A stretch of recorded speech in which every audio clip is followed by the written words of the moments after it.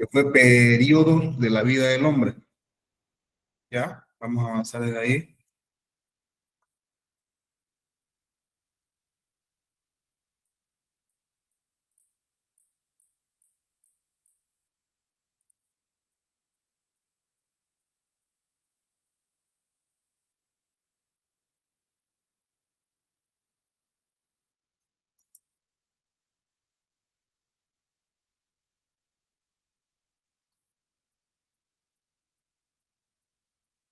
¿Se ve la pantalla, disculpa?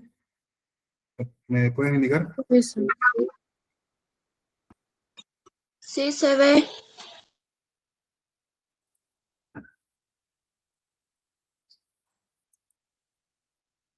Perfecto. A partir de la evolución del hombre actual, se plantean clasificaciones que nos describen los periodos de la vida del hombre. Estas comprenden y destacan el proceso de desarrollo del mismo desde su gestación hasta su muerte. Tenemos varias etapas. Son como 8 etapas en total. Vamos a empezar por la etapa prenatal.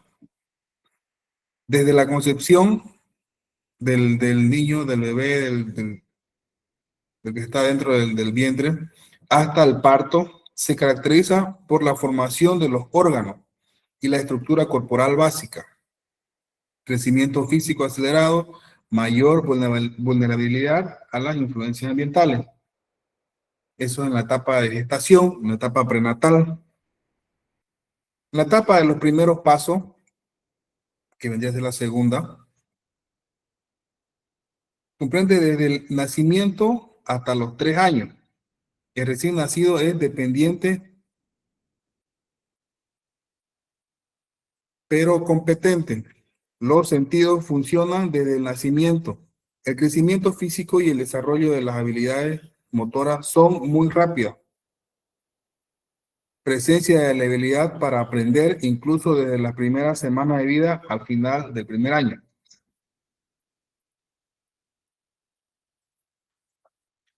Se forman lazos con los padres y las demás personas en su entorno. La autoconciencia se desarrolla durante el segundo año, el habla y la comprensión se desarrollan con rapidez, se incrementa el interés en otros niños.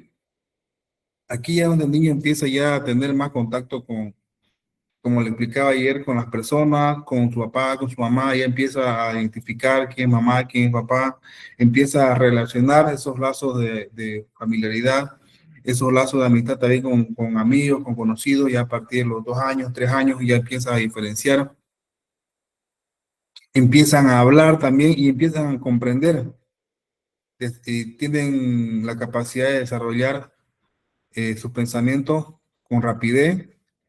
También incrementa el interés de otros niños, entonces empiezan a relacionarse con otros niños. La tercera etapa, que es la etapa de la primera infancia, desde los 3 hasta los 6 años, todavía la familia es el centro de la vida, de los 3 hasta los 6 años. Todavía la familia es el centro de la vida, aunque otros niños empiezan a ser importantes, aumenta la fuerza y la habilidad motriz fina y gruesa. Es lo que le decía, ¿no? Que empiezan ya a levantar cosas, a alzar cosas, a agarrar un vaso de vidrio, ya empiezan a calcular su fuerza para agarrar una cosa y para alzar otra cosa, ¿no? Son habilidades motrices finas y gruesas. Se incrementa el autocontrol, el cuidado propio y la independencia. Existen mayores inventivas en los juegos, la creatividad y la imaginación. Es como le decía ayer, ya empiezan a crear juegos, a inventar cosas para jugar. La inmadurez cognitiva conduce a ideas ilógicas acerca del mundo. El comportamiento es bastante egocéntrico. O sea, ¿qué significa esto? Que todo lo quieren para él, todos son ellos, quieren que el centro de atención sean ellos. Y eso creo que nos sucede o le sucede a todos los niños, el comportamiento bastante egocéntricos en esa etapa de los 3 hasta los 6 años. Quieren llamar la atención, eh, hacen una cosa, otra cosa, mamá esto, papá esto.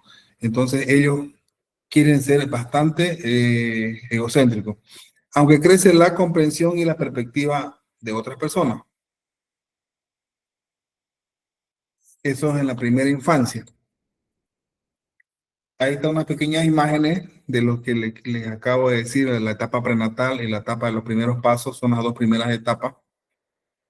Ya en la etapa prenatal y acá donde empiezan a caminar, que es desde que nacen hasta los 3 años.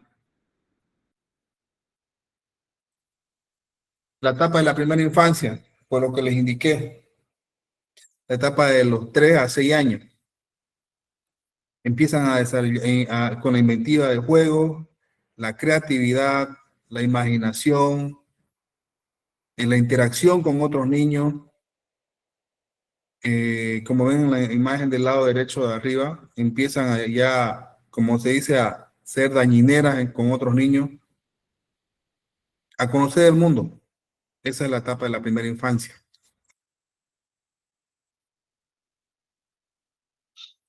La otra etapa, que es la etapa de la etapa intermedia, de la infancia intermedia, es desde los 6 años hasta los 12 años.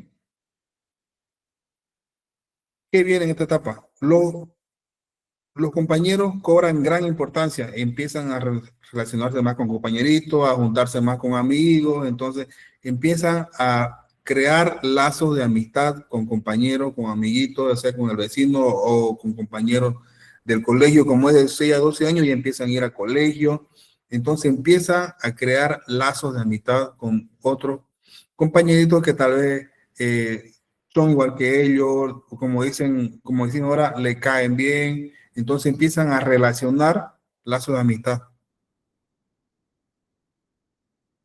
El niño empieza a pensar lógicamente, ahí ya recién, y el niño empieza a pensar lógicamente, aunque la mayoría de las veces su pensamiento es concreto. Vamos a ver un pequeño video después de todo esto que es, digamos, sobre su pensamiento concreto a un pensamiento abstracto que ya viene en los adolescentes, ¿ya? Que es un pensamiento concreto que tiene esta etapa de la infancia intermedia y que es un pensamiento abstracto que lo vamos a ver más después. Ya, disminuye el egocentrismo. Ahí ya recién se dan cuenta que ya no todo es para ellos, que ya no son, como dice, el centro del universo, que ya ven que existen otros niños, empiezan a compartir cosas, ya empiezan a decir, ah, bueno, también tengo que compartir, digamos, ¿no? Con mi amigo, con mi amiga, con mi amiguito, ¿no? Entonces, disminuye el egocentrismo que tienen en la etapa de 3 a 6 años. Se incrementa la memoria. Conforme van entrando al colegio, van empezando a abrir su memoria, van empezando en esa etapa, el cerebro es como una esponja. Todo lo absorbe, todo lo que un niño aprende, todo lo que un niño ve, escucha, se queda en su cerebro, se queda en su memoria. Por eso dice que se incrementa la memoria y el lenguaje. Mejora la habilidad cognitiva para beneficiarse en la educación formal. Se desarrolla el autoconcepto y ahí empieza a decir cómo es uno en el autoconcepto. Uno mismo ya empieza a ver, a desarrollarse o a describirse cómo es uno, su autoconcepto. Bueno, yo soy así, yo me gusta esto. Entonces empieza ya a buscarse, a desarrollar su propio autoconcepto. Disminuye la rapidez del crecimiento físico, mejora la fuerza y la capacidad atlética. Por eso vemos una imagen que ya empiezan a gustarle algunos deportes, alguna actividad deportiva, puede ser fútbol, básquet, voleibol, como vemos ahí, gimnasia, karate. Entonces ellos empiezan a abrir su mente, empiezan a ver qué es lo que les gusta, qué es lo que no les gusta. Por eso dice, mejora la fuerza y la capacidad atlética. Esa es la infancia intermedia. La etapa de la adolescencia comprende desde los 12 hasta los 20 años. Los cambios físicos son rápidos y profundos. Comienza la madurez reproductora, la búsqueda de la identidad se torna imperiosa, los compañeros ayudan a desarrollar y probar el autocontrol. Ahí escuchamos ya a los amigos, ¿no? Que tenemos, que nos dan consejos, que es bueno, que es malo, y empiezan a ayudarnos a tener nuestro propio autocontrol para que no cometamos tal vez errores, para que no caigamos en errores. Se desarrolla el pensamiento abstracto. Esto es lo que le quería decir. En la etapa de la adolescencia, desarrolla el pensamiento abstracto. Y en la infancia intermedia es lo concreto, pensamiento concreto. Y aquí en la adolescencia, pensamientos abstractos. La adolescencia es el periodo del desarrollo humano comprendido entre la niñez y la edad adulta, durante la cual se presentan importantes cambios físicos, biológicos, psicológicos y sociales. Yo creo que todos hemos pasado por esta etapa, de los 12 hasta los 20. Estamos ahorita en esta etapa, algunos tienen 17, 18.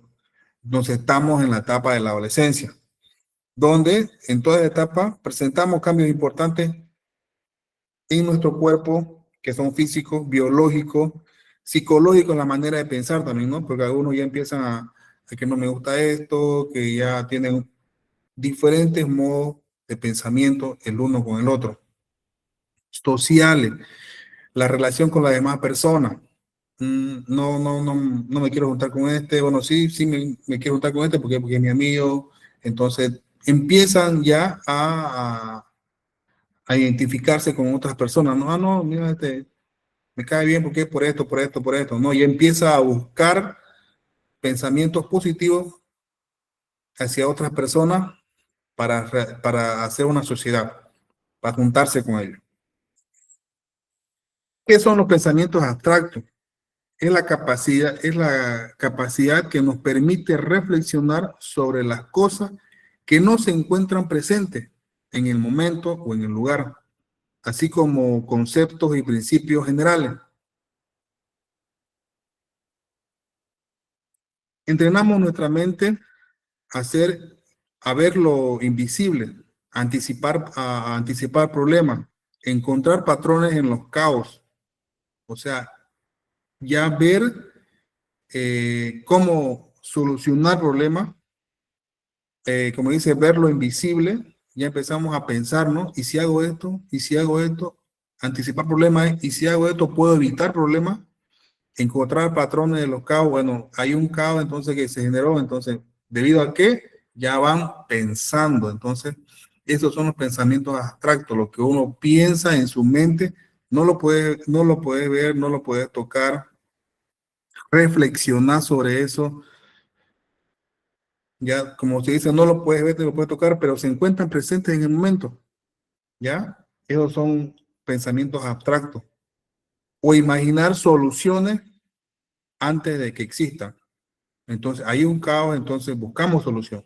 ¿Cómo es eso? Buscando patrones, pensando con pensamientos abstractos.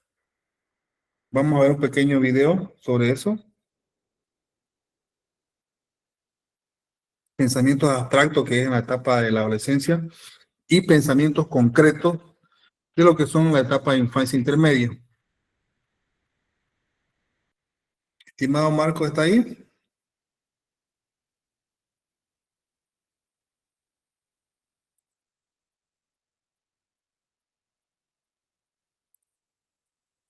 Estimado Marco, Ya, Melissa. le estoy pasando su privado, por favor, un videito. Ya.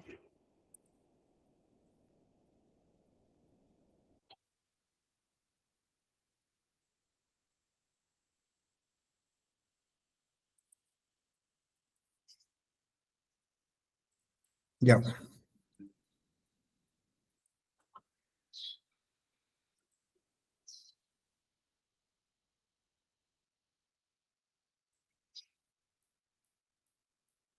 A ver. Este, ya.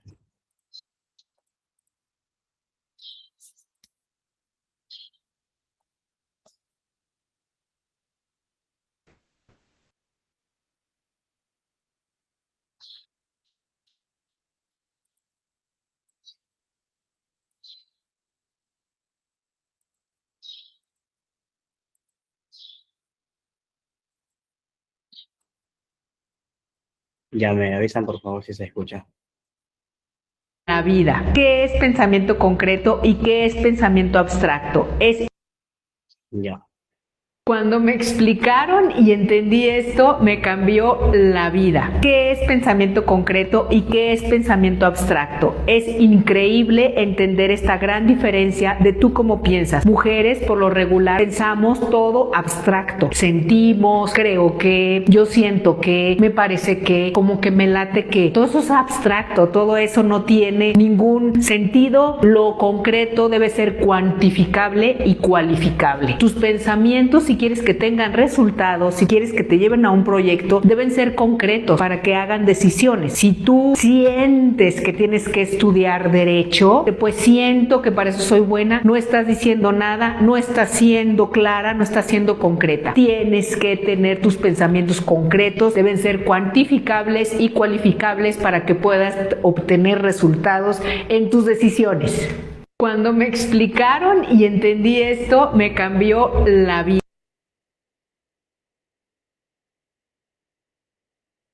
Muchas gracias, estimado Marco. Muchas gracias. Yo creo que les quedó bastante claro, ¿no? Con los pensamientos concretos y los abstractos. Es un video muy importante. ¿Por qué? Porque hemos pasado por esa etapa, la estamos pasando ahorita. Yo creo que todos hemos tenido, o en la actualidad ustedes tienen pensamientos abstractos, pero los cuales nos ayuda a buscar soluciones, a buscar nuestras metas. Esos son pensamientos abstractos, pero también no hay que dejar de lado los pensamientos concretos. Estar seguro de uno mismo, saber lo que uno quiere. Bueno, yo quiero esto, ¿no? Como dijo ya, ¿no? Creo que, supongo que, esos son pensamientos abstractos. No dejando de lado lo concreto de uno mismo. Yo quiero esto, yo deseo esto, yo voy a hacer esto. ¿Ya? Eso es en la etapa de la adolescencia.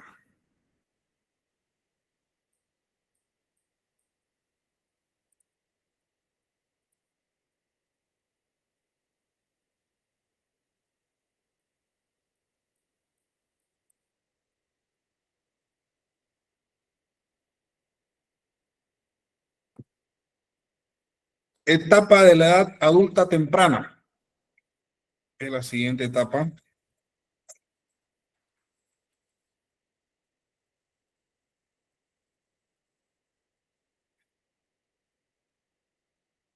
Esto comprende desde los 20 años hasta los 40. Esta etapa de la adulta temprana comprende desde los 20 años hasta los 40 años.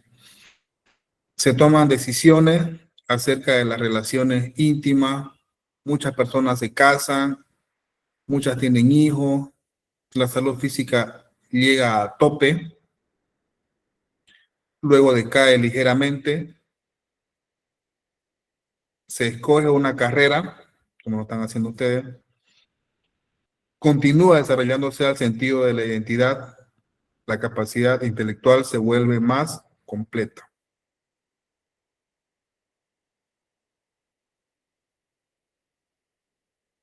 Como vemos ahí en las imágenes, y nos dice el concepto, buscamos una carrera, otra persona se casa, otra persona siguen estudiando, algunos sacan su licenciatura, siguen estudiando otras carreras, especialidades, diplomados, maestrías, doctorados. En toda esta edad adulta temprana es donde podemos hacer matrimonio, carrera universitaria, familia, empezamos a crear nuestra familia, independencia, empezamos a independizarnos, descubre su identidad, ya sabemos quiénes somos con algo concreto, como es en el anterior video, ¿no? Descubrimos nuestra identidad, qué es lo que queremos y a dónde tenemos que llegar. Ya estamos con una familia encima, ya estamos con nuestra carrera, estamos con un trabajo, estamos con independencia. Entonces toda nuestra vida depende de nosotros. Ya no depende de papá, ya no depende de mamá, ni de nuestros tutores. Ya nuestra vida depende de nosotros mismos. ¿Por qué? Porque tenemos una edad adulta temprana en la cual, gracias a papá o mamá, tenemos una carrera universitaria o seguimos estudiando tal vez otra carrera paralela, que hay personas que estudian dos carreras, o hay personas también que deciden fortalecer su carrera haciendo diplomado, haciendo cursos, haciendo maestría, haciendo especialidades, doctorado. Entonces, esta es la etapa, ¿no? Uno tiene que aprovechar todo eso. La etapa de la edad adulta temprana. La etapa de la edad adulta intermedia. Esta etapa comprende desde los 40 años a los 65 años. La búsqueda del sentido de la vida adquiere gran importancia en esta etapa. ¿Sufren algún deterioro en la salud física? Y a partir de los 40 años, ya imagínense, empiezan ya a sufrir deterioro en la salud física. El vigor y la fuerza van perdiendo un poco ya más de fuerza, ya no al momento de sentarse o al momento de pararse ya no son tan vigorosos, ya no se sientan ya no se paran con esa misma intensidad, ¿no? Que al momento cuando eran jóvenes. Sobreviene la menopausia en las mujeres. La sabiduría y la habilidad para resolver problemas prácticos son grandes. ¿Por qué? Porque ya han adquirido mucho conocimiento en todas las etapas anteriores. Todo lo que han vivido se les queda en su memoria, les ayuda para resolver cualquier tipo de problema, resolver problemas tal vez de la familia, hijos, nietos, que ya a esa edad, ya de los 40, 65 años, ya tienen nietos. Y como cualquier nieto, siempre van y casi como papá y mamá nunca están, siempre van y le preguntan al abuelo o a la abuela. Entonces ellos, con su sabiduría que ya tienen, con la vida que ya han pasado, con las etapas que ya han vivido, tienen la habilidad para resolver problemas prácticos. Declina la habilidad para resolver problemas nuevos. Ojo con esto. Tienen la habilidad para resolver problemas prácticos grandes, pero declina para resolver problemas nuevos. Ya, entonces, tal vez ellos podrán, de lo que han vivido, conocer, pero de aquí de lo nuevo, mayormente quienes los hijos o los nietos le enseñan más bien a los abuelos, ¿no? Y yo creo que pasa en todo, nos pasa a todos. Un abuelo no tiene una cosa, pero le pregunta siempre al hijo o le pregunta al nieto. Y el nieto o el hijo siempre sabe más sobre cosas nuevas, en este caso en el campo de la tecnología, en el campo del internet, en el campo del celular, de las cosas tecnológicas. Nuestros abuelos a veces no saben, pero sin embargo nosotros como hijos o como nietos le ayudamos, ¿no? La doble responsabilidad de cuidar a los hijos y a los padres ancianos puede causar estrés. En esta etapa, como dicen, están a cargo a veces de su hijo y a veces están a cargo también de sus padres. Ya estos viven en la casa de sus hijos y esos hijos tienen sus hijos también, entonces ellos tienen que cuidar a su hijo y tienen que cuidar al padre, ¿no? O a la madre. Y esto le puede empezar a causar estrés. La orientación del tiempo cambia a tiempo dejado de vivir. La independencia de los hijos deja vacío en el nido. Cuando se van independizando, se van quedando solos y dejan un vacío en el hogar. Las mujeres adquieren más confianza en sí mismos, los hombres se vuelven más expresivos, algunos experimentan el éxito de sus carreras y llegan a la cima económica. Ya le empieza a ir bien en su trabajo referente a la carrera o a lo que haya estudiado anteriormente, ¿no? Que depende de cada uno, que es lo que estudia, que es lo que más le gusta. Y como dice acá, ya empiezan a llegar a la cima económica, ¿no? Teniendo éxitos en su carrera. Otros sufren agotamiento que en la etapa de los 60 y 50 años. En una minoría se produce la crisis de la edad madura. ¿Qué significa esto? Que ya algunos llegan a los 60, ya se sienten más cansados, se sienten más frustrados, tienen más estrés, entonces como dice, se sienten más viejitos. Esa es la crisis de la edad madura, que es una minoría.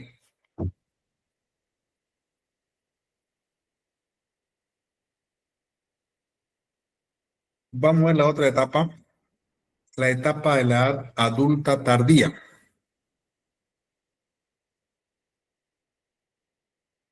La etapa de la edad adulta tardía comprende de los 65 años en adelante. La mayoría de las personas aún están saludables y activas. Y eso es algo que se ve en pocos casos, ¿no? Personas mayores de 65 años. No digo que no hay, que sí hay personas que son saludables, que son activas todavía. Aunque en algún modo la salud y las habilidades físicas decaen. La mayoría de las personas mantienen la mente despierta, no obstante que la memoria y la inteligencia se deterioran. ¿Qué significa con esto? Ya empiezan a venir enfermedades, ¿no? Deterioro de la vista, deterioro del sentido del oído, empiezan a oír menos, empiezan a ver menos. Entonces tiene un deterioro en la salud y en las habilidades físicas. La mayoría de las personas mantienen la mente despierta, no obstante que la memoria y la inteligencia se deterioran. La mayoría de las personas encuentran maneras de compensarlas. Empiezan a entenderles. Uno como hijo o como nieto ya empieza a escucharlos, a entenderlos, saber sus inquietudes, saber qué es lo que quieren. A eso se refiere, ¿no? Por eso dice, la mayoría de las personas encuentran maneras de compensarla. Tal vez la sacan al parque, la llevan a pasear, a distraer su mente, que eso es lo que ellos quieren, ¿no? Distraer su mente. Tal vez tomar un café, tomar un helado con los nietos, un café con los hijos. La lentitud de reacción afecta a muchos aspectos del funcionamiento, es lo que les decía. Empiezan a ser un poco más lentos. Tiene también mucho que ver el tema que algunos están enfermos de los huesos, están enfermos de algo, entonces tiene un deterioro, ¿no? Por eso empiezan a caminar un poco más con lentitud. Necesidad de afrontar pérdidas en muchas áreas, pérdida de las propias facultades. Como les decía, ¿no? Empiezan a oír menos, a ver menos, y eso les afecta a ellos.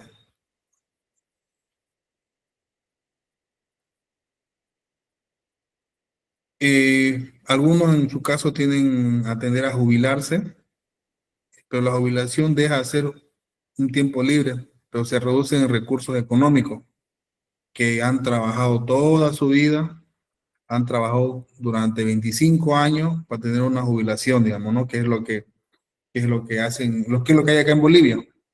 Tener que trabajar 25 años aportando y para tener recursos económicos cuando llegues a esta edad adulta, ¿no? A la edad de 65 años. Sí, creo que a los 65 ya se jubilan acá. Y en el tema de las mujeres, creo que es a los 60. Varones 65 y mujeres 60. Ante la inminencia de la muerte se sienten la necesidad de encontrarle su propósito a la vida. Entonces ellos sienten que tal vez ya van a partir de acá, de esta vida, sienten que ya la muerte está inminente ahí, sienten la necesidad de encontrarle un propósito a la vida. ¿Qué es lo que hacen? Buscan qué hacer con los nietos, salen a pasear, van a iglesia, van a misa, tal vez algunos van a culto. Entonces, buscan un propósito en la vida para poder ellos confrontarla, ¿no? Estas son todas las etapas, jóvenes. La prenatal, primeros pasos, primera infancia, infancia intermedia, adolescencia, adulta temprana, adulta intermedia y la adulta tardía. Estas son las 8 etapas.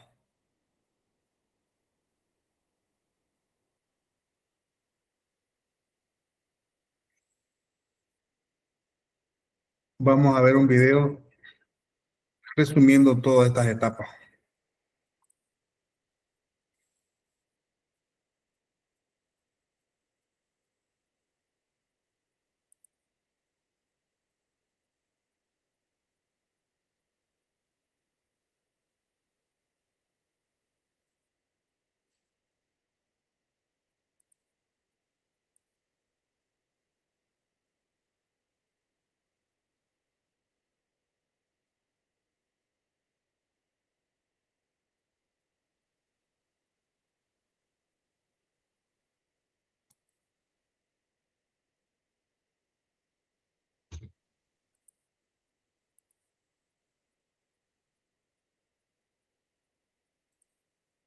Estimado Marco, le acabo de enviar un video, por favor.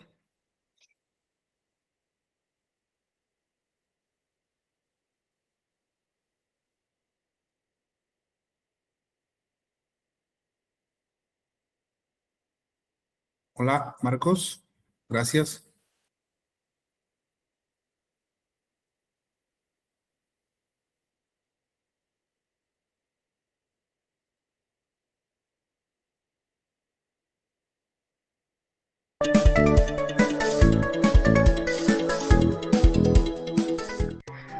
Hola, en el video del día de hoy veremos el tema de etapas del desarrollo humano. Durante nuestro crecimiento empezamos a ver que todo ser humano pasa por un proceso desde que nace hasta que muere. Estos forman parte de las etapas del desarrollo humano. Llamamos desarrollo humano a la evolución que sufre el ser humano durante su vida, desde su concepción y nacimiento hasta su fallecimiento. Este desarrollo se divide en 7 etapas con características muy diversas y están ordenadas de la siguiente manera. La primera etapa es la prenatal. Le sigue la infancia. La tercera etapa es la niñez, adolescencia, juventud. La sexta etapa es la adultez y la última y séptima, ancianidad. Vamos a empezar por explicar la primera etapa, que es la prenatal. La etapa o fase prenatal es la primera de las etapas dentro del desarrollo del ser humano. También se le denomina etapa de desarrollo intrauterino y es la que se desarrolla en el vientre materno en el periodo que conocemos como embarazo, que dura 9 meses. Seguimos con la segunda etapa, que es la infancia. Esta es posterior a la etapa o fase prenatal. Es la etapa comprendida entre el nacimiento y los 6 años de edad. Es una etapa importante en el ciclo de vida del desarrollo humano, ya que se va formando la personalidad. La tercera etapa es la niñez. Esta etapa del crecimiento de la vida humana se sitúa entre los 6 y los 12 años. Corresponde al ingreso del niño a la escuela, por lo que significa la convivencia con más niños de su misma edad. Seguimos con la adolescencia. Esta es la etapa en la que el individuo deja de ser niño, pero aún no alcanza la madurez del adulto. Los cambios físicos son más notorios, así como los cambios hormonales, que determinan la madurez sexual del individuo. Abarca aproximadamente desde los 12 y 18 años de edad. En esta etapa, la vida sentimental es muy intensa y variable. Además, empiezan a tener deseos de independencia en la vida y comienza el descubrimiento de sí mismo. Continuamos con la juventud, que es la quinta etapa. En este periodo se termina de completar el proceso de maduración sexual y el adolescente se prepara para la adultez. Se establece su inicio aproximadamente a los 18 años y se extiende hasta los 25 años de edad. En esta etapa la persona se halla más tranquila consigo mismo y con respecto a su adolescencia. Es la mejor época para el aprendizaje. La etapa de la adultez es la sexta etapa de desarrollo humano y generalmente se establece en la edad comprendida entre los 25 y los 60 años de edad. En esta etapa su personalidad y carácter se presentan en la mayoría de las personas firmes y seguras, y el individuo maduro se distingue por el control que logra con sus sentimientos y su vida emocional. Esto le permite afrontar la vida con mayor seguridad y serenidad que en las etapas anteriores. Y finalmente tenemos a la séptima etapa, que es la de la ancianidad. Esta es la etapa final de la vida, se inicia aproximadamente a los 60 años de edad y tiene su evolución hasta el momento del fallecimiento. En este periodo la mayoría de la gente es sana y activa, aunque generalmente hay una disminución de la salud y las capacidades físicas. El tiempo de reacción más lento afecta a algunos aspectos funcionales. La mayoría de la gente está mentalmente alerta, aunque la memoria puede deteriorarse en algunas áreas. La mayoría de la gente encuentra medios de compensación. Para finalizar este video, podríamos concluir que todas las etapas son muy importantes en el desarrollo de la persona, ya que cada una de ellas aporta algo al desarrollo humano. Así que esto ha sido todo por el día de hoy. Espero que les haya servido mucho el video y nos vemos para la próxima.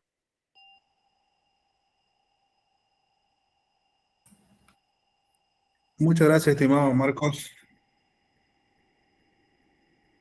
Espero que le haya servido el video. Está explicativo de todas las etapas que acabamos de hablar.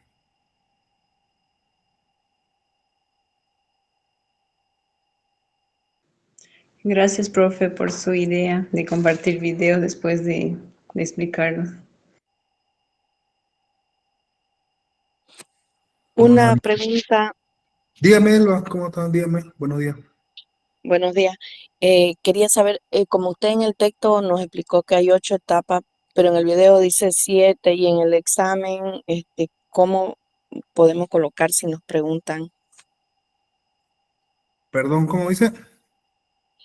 En el texto que usted nos explicó dice 8 etapas, pero en el video hay 7 y en el examen si nos pregunta, digamos, colocaríamos 7 u 8 etapas, que tengo esa duda, ¿no? Ya, Elba. Perfecto. El video es un video referencial. Ya, es un video referencial. Lo que le van a preguntar en el examen son lo que está en el texto, que son 8. Ya, el video es algo referencial. No es, digamos, que sea eso. Es para que ustedes aclaren sus dudas, despejen sus dudas. Y lo que está en el texto, eso es lo que va a ir en el examen. Es lo que yo le expliqué, le dije que eran 8. Son Listen, 8 las entonces nos etapas. aprendemos los nombres de cómo están en el texto de cada etapa. Claro, como está en el texto, esas son las preguntas que van a ir. Que son Ok. 8.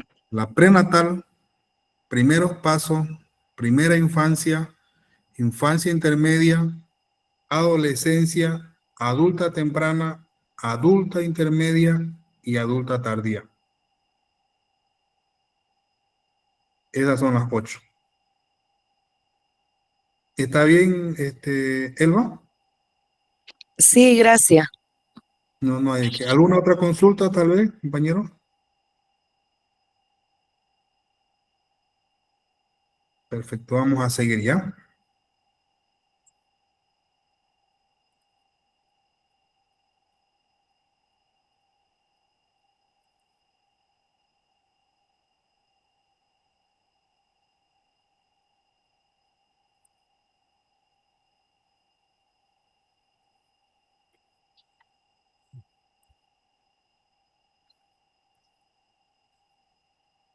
Vamos a entrar al segundo capítulo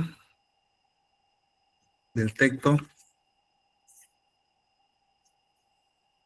El hombre, ser biológico y social.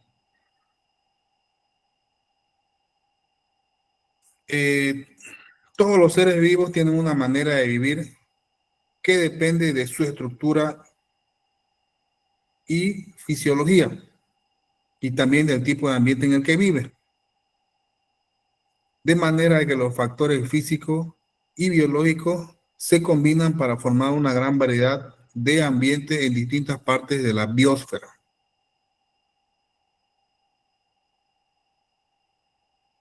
Cuanto más se aprende acerca de cualquier clase de planta o animal, se ve con creciente claridad que cada especie ha sufrido adaptaciones para poder sobrevivir a un conjunto particular de circunstancias ambientales.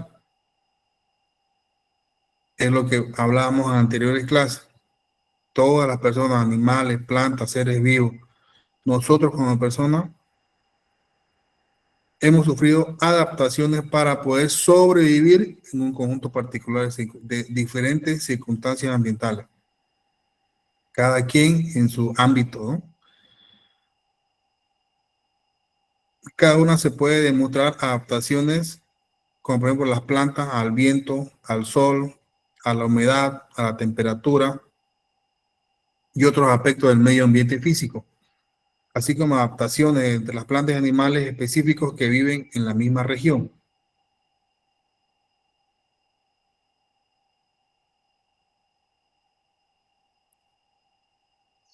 Vamos a tocar el tema de la ecología.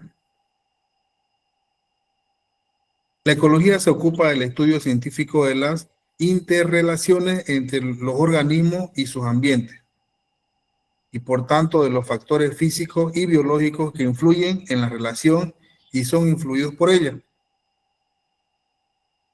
Pero las relaciones entre el organismo y sus ambientes no son sino el resultado de la selección natural, de lo cual se desprende todos los fenómenos ecológicos tienen una evolutiva.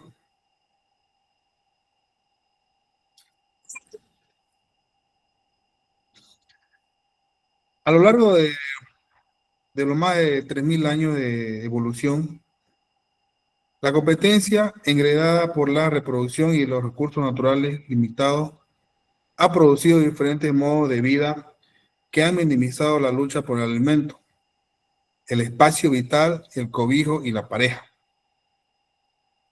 También podemos definir como el término ecología como el estudio de las relaciones mutuas de los organismos con su medio ambiente físico y biótico. ¿Ya?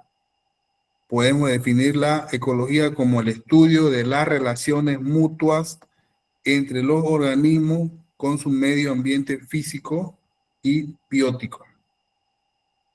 Este término está ahora mucho más en la conciencia del público, porque los seres humanos comienzan a percatarse de algunas malas prácticas ecológicas de la humanidad en el pasado y también en la actualidad.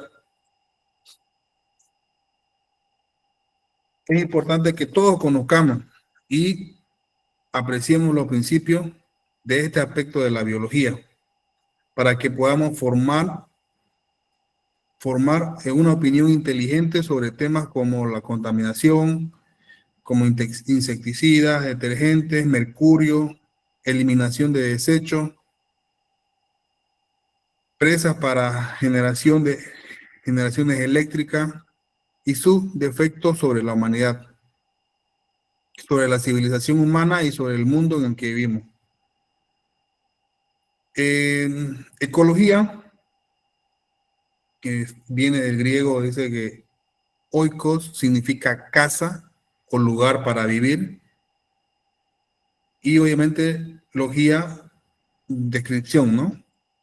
Es literalmente el estudio de organismos en su hogar, en su medio ambiente nativo. El término fue propuesto por el biólogo alemán Ernst Haeckel en 1869, pero muchos de los conceptos de la ecología son anteriores al término en un siglo o más.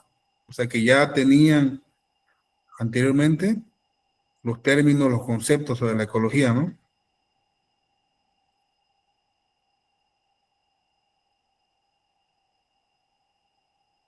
La ecología se ocupa de la biología de grupos de organismos en sus relaciones con el medio ambiente. La ecología se ocupa de la biología de grupos de organismos y sus relaciones con el medio ambiente. El término autoecología se refiere a estudios de organismos individuales o de poblaciones de especies aisladas y sus relaciones con el medio ambiente. Eso es la autoecología.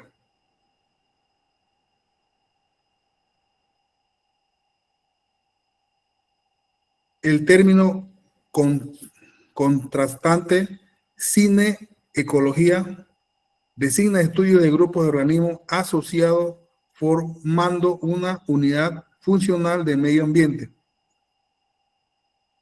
Los grupos de organismos pueden ser asociados a 3 niveles de organización: población, comunidades y ecosistemas. En el uso ecológico, una población es un grupo de individuos de cualquier clase de organismo, un grupo de individuos de una sola especie. Una comunidad, en el sentido ecológico, una comunidad biótica comprende todas las poblaciones que ocupan un área física definida. La comunidad, junto con el medio ambiente físico no viviente, comprende un ecosistema. Que esto vamos a hablar mucho ahorita sobre el ecosistema. La comunidad, junto con el medio ambiente físico, ¿qué dijimos que era una comunidad? Es un conjunto de especies, ¿no? La comunidad, junto con el medio ambiente físico no viviente, comprende un ecosistema.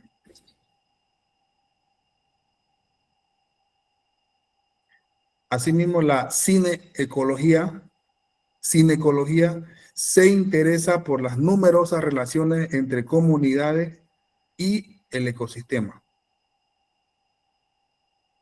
El ecólogo estudia problemas con quien vive a la sombra de quién devora a quién desempeña un papel de la propagación y dispersión de quién, y cómo fluye la energía de un individuo al siguiente en una cadena alimenticia. Eso es lo que hace un ecólogo. Estudia los problemas, la problemática de quién, de cómo viven a la sombra de quién, quiénes son los depredadores, quién desempeña un papel de propagación y dispersión de quién, cómo influye la energía de un individuo al siguiente nivel en una cadena alimenticia. Eso vamos a ver ahorita. Un ecólogo trata de definir y analizar aquellas características de las poblaciones distintas de las características del individuo y de los factores que determinan la agrupación de poblaciones en comunidades. Vamos a entrar a niveles tróficos y la cadena alimentaria, que es lo que estábamos hablando ahorita. Todas las plantas compiten por la luz solar, los minerales del suelo y el agua, pero las necesidades de los animales son más diversas y muchos de ellos comprenden un tipo determinado de alimento. Los animales que se alimentan de vegetales son los consumidores primarios de todas las comunidades. A su vez, ellos sirven de alimento a otros animales que son consumidores secundarios. Un ejemplo podemos ver, digamos, ¿no?, que un consumidor primario sería, un ejemplo, un conejo que come cosas vegetales. Esos son consumidores primarios. Los consumidores secundarios vendrían a ser quienes se lo comen, en este caso al conejo, que puede ser una serpiente, una víbora. Esos son consumidores secundarios.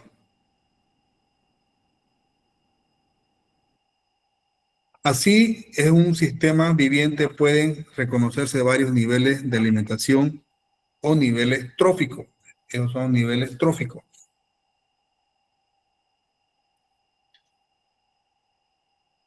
Los productores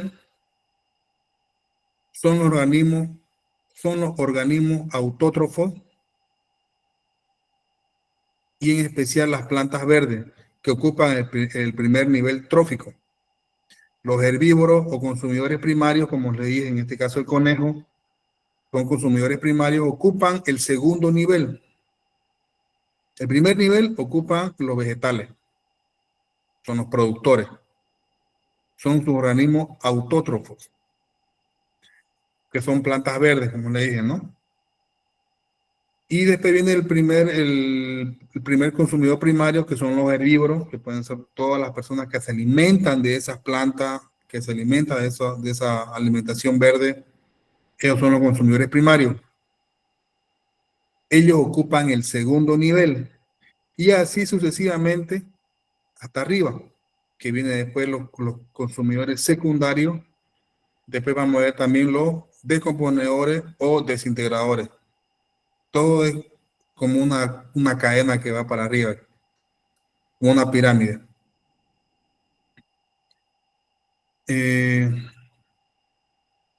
La muerte tanto de las plantas como de los animales, en este caso de los vegetales, digamos, del que come los vegetales, así como de los productos de desecho de la digestión, dan la vida a los descomponedores o desintegradores.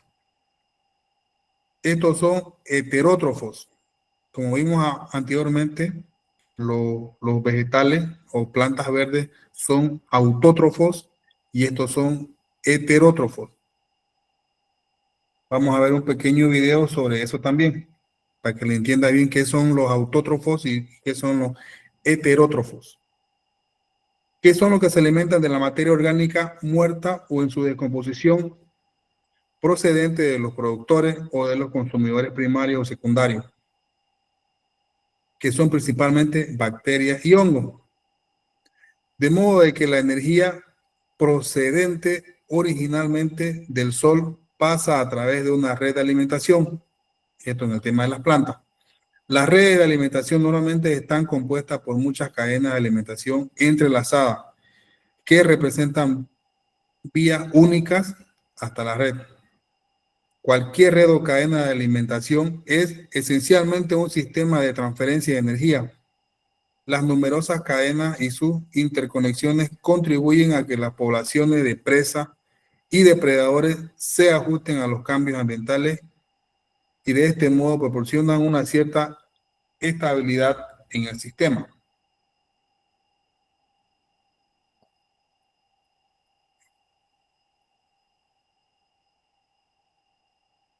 Esto es lo que le quería decir sobre la cadena. En esta pirámide, en el lado izquierdo, vemos una cadena trófica, que abajo está el primer nivel, que es un mundo orgánico, que son lo que está en el suelo. Segundo nivel son los productores. Tercer nivel están los herbívoros. En el cuarto nivel están los omnívoros. Quinto nivel están los carnívoros. Y luego en el sexto nivel están los carroñeros. Ese es una pirámide, un modelo de una cadena trófica. También tenemos acá al lado derecho otro tipo de pirámide, que en este caso no está el mundo orgánico. Están directos los productores, que son las plantas, o todo lo que son las plantas verdes. Ahí están los herbívoros, que son, como le dije, los conejos, los que comen esas plantas. De ahí están los primeros consumidores primarios, y de ahí están los carnívoros o carroñeros. Ya, esa es una pirámide para que vean, y vamos a ver un video sobre qué son los autótrofos y los heterótrofos.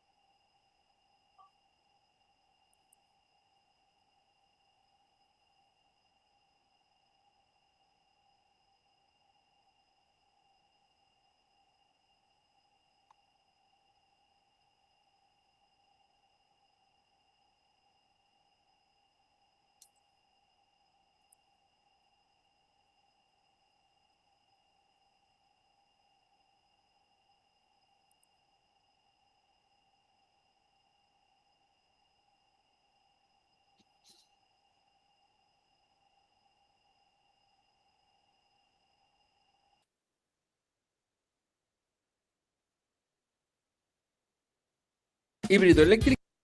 Existen básicamente dos estrategias que tienen los organismos para satisfacer sus requerimientos energéticos.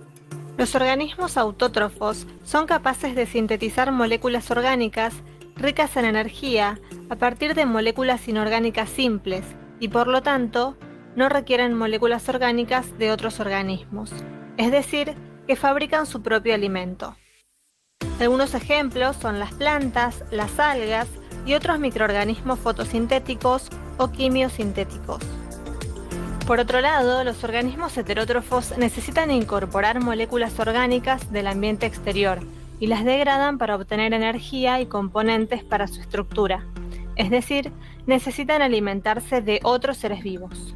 Como ejemplo tenemos a los animales, a los hongos y a muchos unicelulares. Si querés saber más, te espero en el canal de YouTube. Encontrarás el link en la descripción del perfil. Existen Muchas gracias, estimado Marco. Ahora ya ahí le entienden que es con autótrofo y heterótrofo, ¿no? Y es lo que yo les decía sobre niveles tróficos. Los autótrofos son los que producen su propia alimentación y los heterótrofos necesitan de otros animales para poder subsistir. Se comen a otros animales para poder subsistir, ¿no? Esos son los heterótrofos.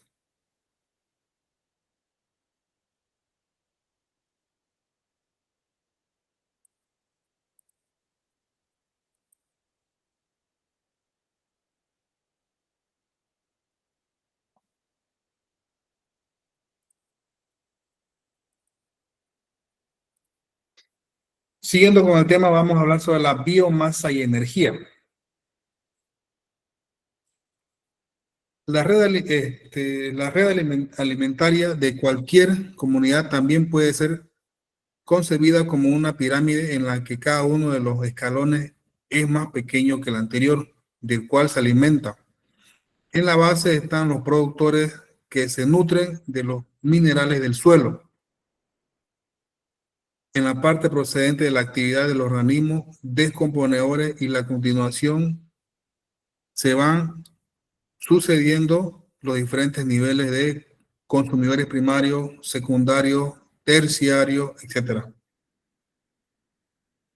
Los consumidores primarios son pequeños y abundantes, mientras que los animales de presa de mayor tamaño se hallan en la cúspide.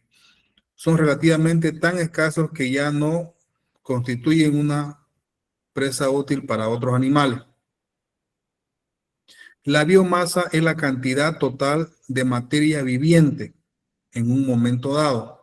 Es un área determinada o uno de sus niveles tróficos y se expresa en gramos de carbono o en calorías por unidad de superficie. Las pirámides de biomasa son muy útiles para mostrar la biomasa en un nivel trófico. El aumento de biomasa en un periodo determinado recibe el nombre de producción de un sistema o de un área determinada.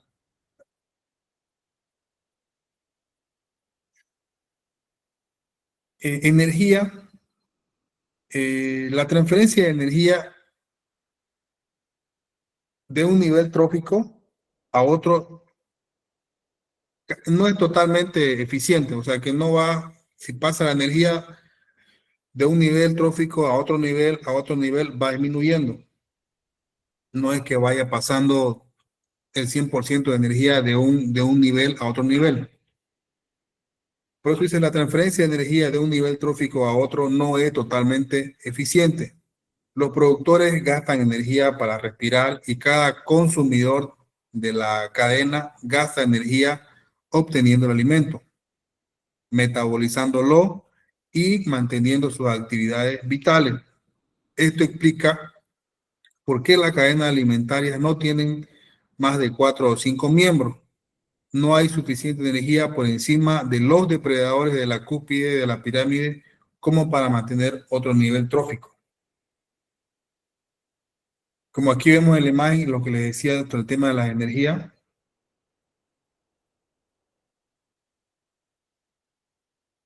Y justamente vamos a ver eso también, un video sobre la biomasa y la energía para que también le entiendan qué es una biomasa y el tema de la energía.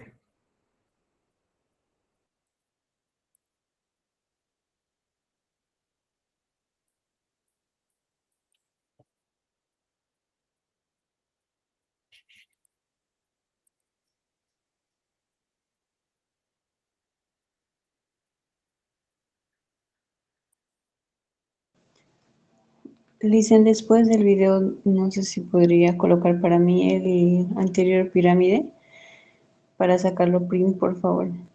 Claro, perfecto.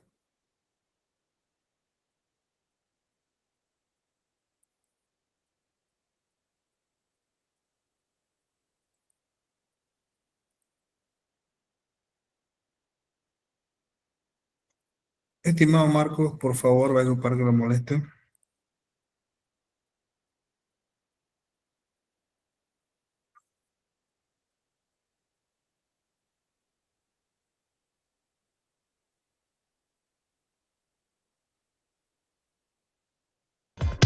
El petróleo, el gas natural, ¿no? El carbón, tienen cadenas de carbono-oxígeno. Sin embargo, su origen se remonta al proceso de fosilización cuando pasó la destrucción con el meteorito y se condensaron y se formó todo ese petróleo y ese gas. Un proceso de fosilización que lleva millones de años. Y la biomasa que nosotros estamos trabajando es todo aquel material, por ejemplo, los alimentos que dejamos que se descomponen o que se pueden degradar de manera biológica natural. El estiércol ganadero que generan, y ganadería es todo, es vaca, es cerdo, es conejo, los pollos, es una fuente de biomasa, ¿no?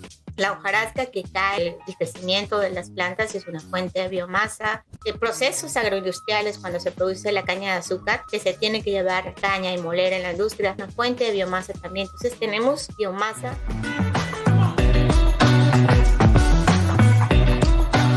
El petróleo. Muchas gracias, estimado Marco. Esa es una pequeña explicación sobre la biomasa y energía.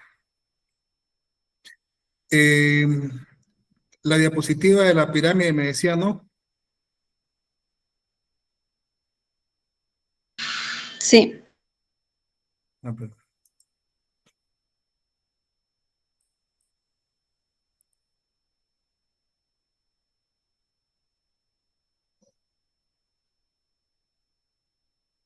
¿Esa?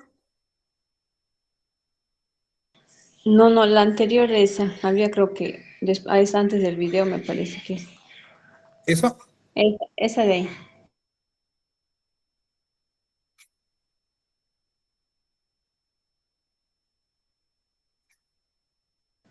Ya, dicen, gracias. Gracias.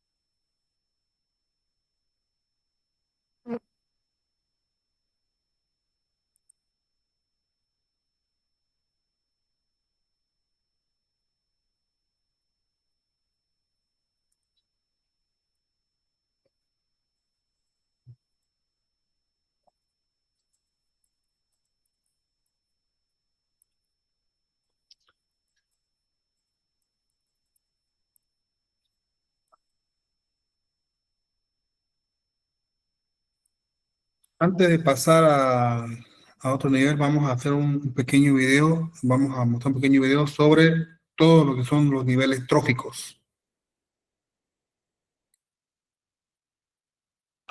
Hablemos de los niveles tróficos y de la ley del 10%. Los productores son organismos autótrofos y siempre se ubican en el primer nivel de la cadena o trama trófica. En este nivel se pueden encontrar plantas, algas y algunas bacterias. Los consumidores son organismos heterótrofos que se alimentan de otros seres vivos. Los consumidores primarios se alimentan directamente de los autótrofos, por lo que ocupan el segundo nivel trófico. Cuando los organismos se alimentan de los consumidores primarios, reciben el nombre de consumidores secundarios y ocupan el segundo nivel trófico. Y en caso de que los consumidores terciarios tengan depredadores, estos recibirán el nombre de consumidores cuaternarios, ocupando así el cuarto nivel trófico. Y ya en el último nivel trófico está representado por los descomponedores, que se alimentan de materia orgánica compleja, devolviendo al medio los componentes inorgánicos más sencillos que son incorporados en las plantas y así vuelven a circular en el ecosistema. Ahora, en cuanto a la ley del 10%, gran parte de la energía en cada nivel no queda disponible. Es por esto que se estima que cada nivel trófico le brinda solo un 10% de su energía al siguiente nivel. Hablemos de los niveles tróficos y de la ley del 10%. Los productores son organismos autótrofos y siempre se ubican en el primer nivel de la cadena o trama trófica. En este nivel se pueden encontrar plantas, algas y algunas bacterias. Los consumidores.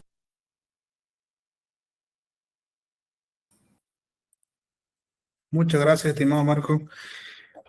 Ese video para cerrar el tema de niveles tróficos. Yo creo que queda claro con el tema de la energía, con el tema de los niveles tróficos, de los niveles de los depredadores, de los autótrofos, de los heterótrofos. Vamos a entrar al tema del ecosistema.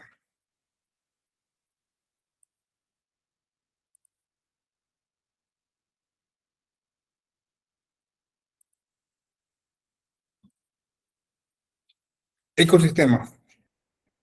Los ecólogos emplean el término de ecosistema para indicar una unidad natural de partes vivientes o inertes con interacciones mutuas para producir un sistema estable en el cual el intercambio de sustancias entre las plantas vivas e inertes es un tipo circular.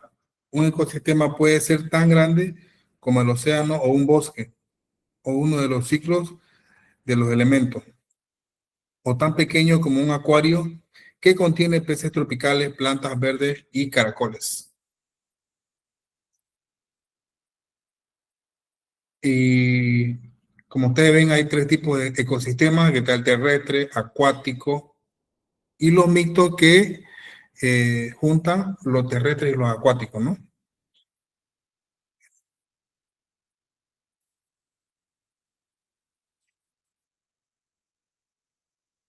Siguiendo el tema de los niveles tróficos, en primer lugar, existen los organismos productores, como las plantas verdes que le indiqué en el video, como las plantas verdes que pueden fabricar compuestos orgánicos a partir de sustancias inorgánicas sencillas por fotosíntesis.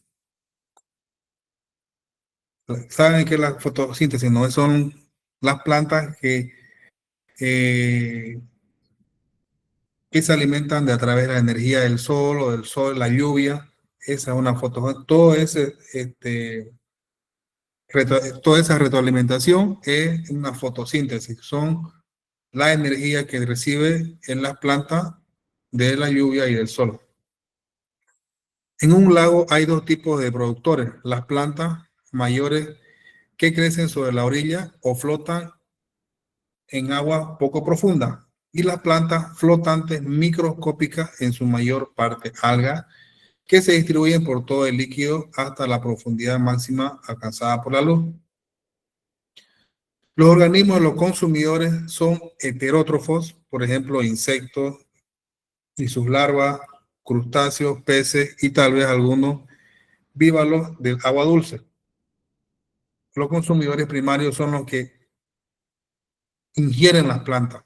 Los secundarios son los carnívoros que se alimentan de los primarios, y así sucesivamente podrían haber algunos consumidores terciarios que comieran a los consumidores secundarios carnívoros.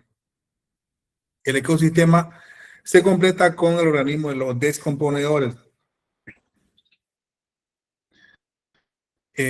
bacterias y hongos, que desdoblan los compuestos orgánicos de células procedentes de los productos muertos y organismos consumidores en moléculas orgánicas pequeñas, que utilizan como saprófitos o en sustancias inorgánicas que pueden usarse como materia prima.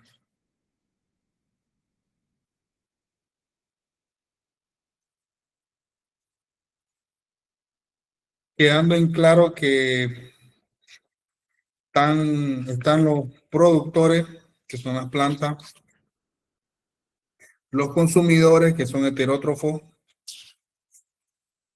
y los descomponedores, que son bacterias y hongos, ¿no? La estructuración de un ecosistema consta de la biocenosis o un conjunto de organismos vivos. Un ecosistema es el biótopo o medio ambiente que viven estos organismos. Vamos a hablar de hábitat y nicho ecológico. Para escribir las relaciones ecológicas de los organismos, resulta útil distinguir entre dónde vive un organismo y lo que hace como parte de un ecosistema. Dos conceptos fundamentales útiles para describir las relaciones ecológicas de los organismos son el hábitat y el nicho ecológico. El hábitat es un organismo, es el lugar donde vive, su área física, alguna parte específica de la tierra, aire, suelo y agua. Puede ser vastísimo como el océano o las grandes zonas continentales, o un pequeño y limitado, por ejemplo, la parte inferior de un leño podrido, pero siempre en una región bien delimitada físicamente. Un hábitat particular puede vivir varios animales o plantas. Eso es un hábitat. ¿Qué es un nicho ecológico? Es el estado o el papel de un organismo en la comunidad o en el ecosistema. Depende de las adaptaciones estructurales del organismo, de su respuesta fisiológica y de su conducta. Puede ser útil considerar al hábitat como la dirección de un organismo donde vive y al nicho ecológico como su profesión, lo que hace biológicamente. El nicho ecológico no es un espacio demarcado físicamente, sino una abstracción que comprende todos los factores físicos, químicos, fisiológicos y bióticos que necesita un organismo para vivir.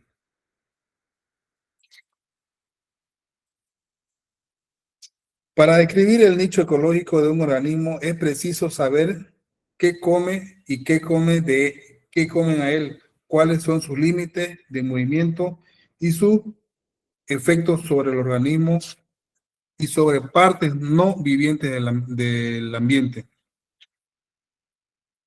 El hábitat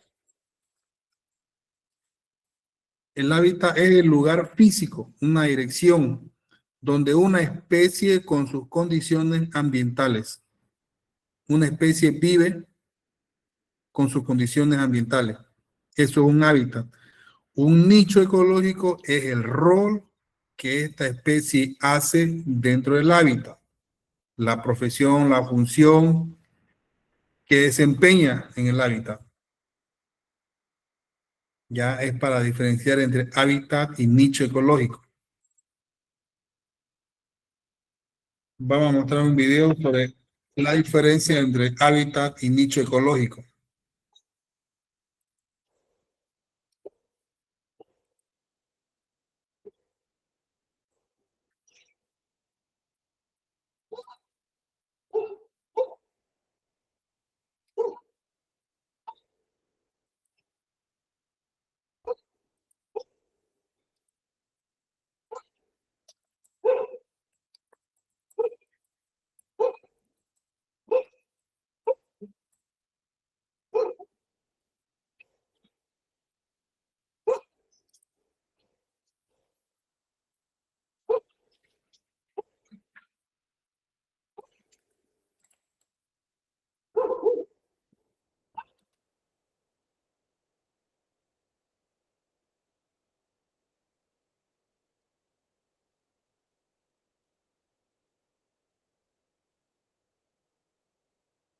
Hola, ¿cómo están? En esta ocasión revisaremos qué es el hábitat y el nicho ecológico. El hábitat es el lugar o espacio físico donde vive un organismo. El nicho ecológico es la función o papel que realiza un organismo dentro de un ecosistema, incluidos todos los aspectos de su forma de vida, al interaccionar con los entornos vivos y no vivos. Veamos algunos ejemplos. El hábitat de un alacrán, por ejemplo, se ubicaría debajo de las rocas y el de un murciélago en el interior de una cueva. Un charco es el hábitat de ciertas algas, protozoarios y pequeños gusanos. El nicho ecológico, por el contrario, comprende todos los aspectos de la vida de un organismo que realiza dentro de un ecosistema, incluido lo que come o si obtiene energía de la fotosíntesis, cuáles especies depreda, parasita y las otras especies con las que compite. Por ejemplo, el nicho ecológico del alacrán estaría constituido por la depredación de artrópodos más pequeños, lo que permite controlar sus poblaciones, como en el caso de los grillos. En el caso de los murciélagos, cuando estos se alimentan del néctar de las plantas. El nicho ecológico es la polinización para los que consumen frutas. El nicho ecológico es la dispersión de las semillas a través de sus desechos. Una víbora de cascabel se podría caracterizar por ser un organismo heterótrofo que vive en una zona árida, y esta a su vez es la presa de ciertas aves, como las águilas. Aquí les dejo las ligas para que puedan revisar los tipos de nutrición autótrofa.